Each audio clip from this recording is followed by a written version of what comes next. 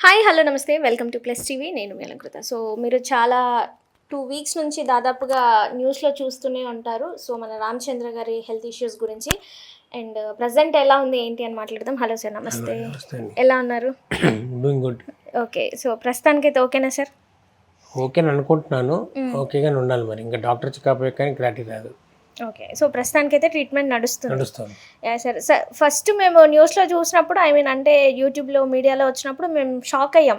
అంటే మీరు అంతకుముందు ఎక్కడ గాని ఏ ఇంటర్వ్యూలలో గాని అసలు మీడియాలోకి గాని, లేదంటే కాంట్రోవర్సీ‌లోకి గాని అసలు ఎక్కువ కనిపించరు.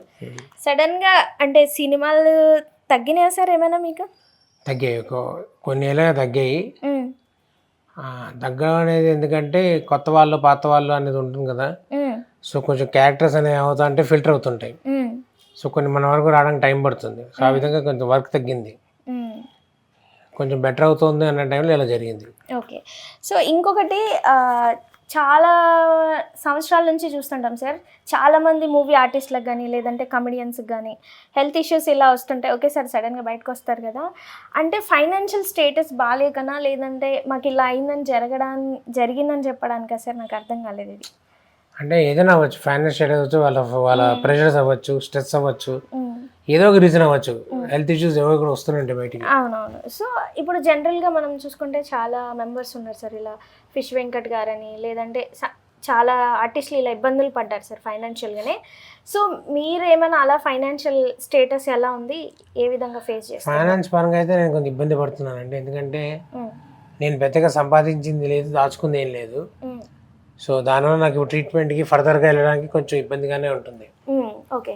అంటే సార్ 150+ అబోవ్ మూవీస్ చేశారు కదా! సో, దాని ఏమైనా సంపాదన అంటే ఎందుకని లేదని చెప్పొచ్చు? నేను లాంగ్ బ్యాక్ ఏవో బిజినెస్‌లో పెట్టి కొంచెం హ్మ్. డబ్బులు పోగొట్టుకున్నాను. హ్మ్. సో, ఆ విధంగా నాకేంటంటే మొత్తం లాస్ అయింది. సేవింగ్స్ ఏం లేవు పెద్దగా. హ్మ్. సో, ఎవరైనా మానిటరీ సపోర్ట్ చేస్తేనే నాకు ట్రీట్మెంట్‌కి హెల్ప్ అవుతుంది. హ్మ్. సో, ఇప్పటి వరకు అంటే ఈ 10 డేస్ నుంచి గాని మీడియాలో, న్యూస్‌లో వస్తుంది కదా సార్! అంటే ఏమైనా హెల్ప్ అయిందా? చాలామందొచ్చారు మీడియా వాళ్ళు గాని, యూట్యూబ్ వాళ్ళు గాని, రకరకాలుగా అంత స్ప్రెడ్ అవుతుంది పెద్దగా కదా! హెల్ప్ కాదు కానీ ఓకే. అంత హ్మ్. ఏదో బిగ్గర్ హెల్ప్ అవ్వలేదు కానీ ఓకే. మామూలుగానే అయిందంతే. మామూలుగానే అయిందంటారు. ఓకే. సో, ఎప్పుడైనా అంటే ఇట్లాంటి సిట్యుయేషన్ వస్తుందని ఎవరు అనుకోరు. బట్ మిగిలిన ఆర్టిస్టులు ఏంటంటే కొంచెం అమౌంట్ సేవ్ చేసుకోవడం, ఎట్లాంటి సిట్యుయేషన్ ఏమొస్తుందని చెప్పేసి అంటే ఫ్యామిలీ మిడిల్ క్లాస్ అవ్వచ్చు, రిచ్ అవ్వచ్చు కదా సార్!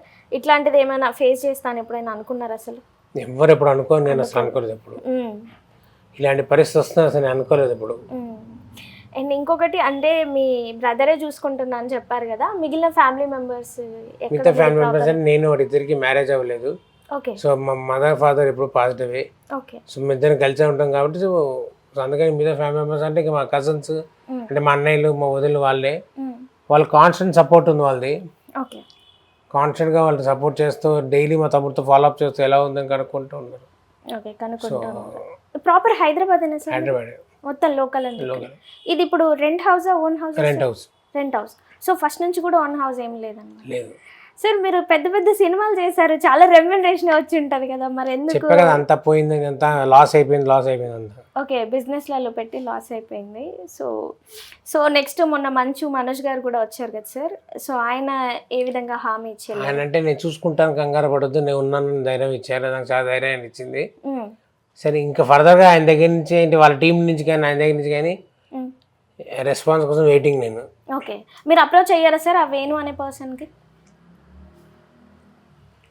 వాళ్ళ వేణుతో మాట్లాడడం జరిగింది. ఆ! వేణుతో మాట్లాడారు. ఆయన కూడా అదే పనిలో ఉన్నాను సార్, హ్మ్. మీకు ఎలా హెల్ప్ చేస్తే మాకు హెల్ప్ అవుతుందా అనే పని మీద, మీకు ఎలా హెల్ప్ చేస్తే బాగుంటుందనే దాని మీద మేము ప్లాన్ చేస్తున్నామని చెప్పారు. ఓకే. సో, అంటే ఆయన ఆన్ స్క్రీన్‌లో వచ్చారు. ఆఫ్ స్క్రీన్‌లో ఇంకా మిమ్మల్ని చూడడానికి గాని, కలవడానికి గాని ఎవరైనా వచ్చారా? మీ ఫ్రెండ్స్‌లో గాని, కమెడియన్స్‌లో గాని, ఆర్టిస్ట్‌లో గాని? ప్రస్తుతానికి ఎవరు రాలే, ఫోన్లు చేస్తున్నారు అందరూ, హ్మ్. వీడియో కాల్స్ మాట్లాడుతున్నారు కానీ ఎవరు అంత హ్మ్. వచ్చి మాట్లాడింది లేదు. ఫోన్ వరకు అవుతుంది అంతే. ఓకే.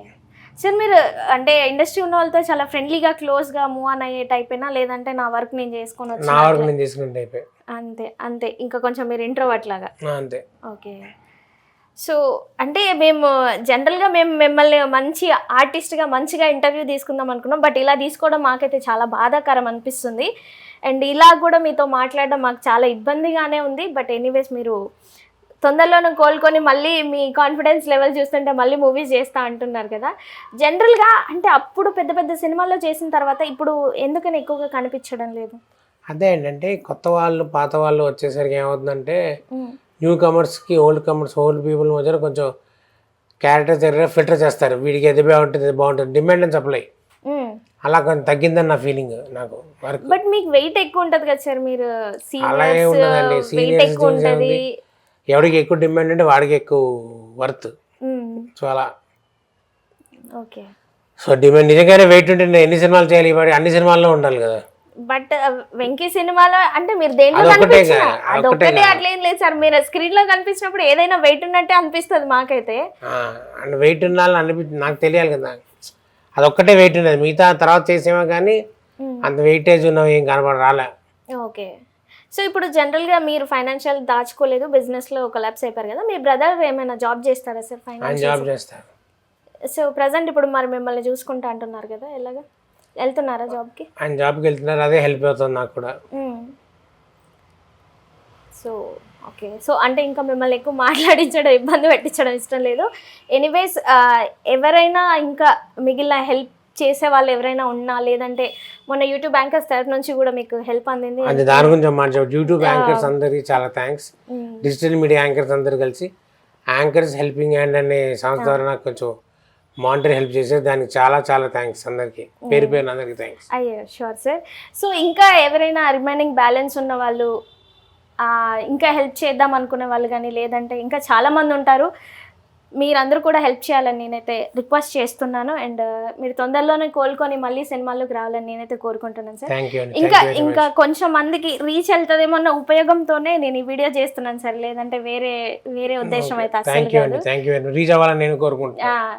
మేబీ ఎప్పుడు ఎక్కడ ఏమవుతుందో తెలియదు కదా మేబీ అని చెప్పేసి. సో చూసారు కదా. So please do subscribe our channel. Thank you.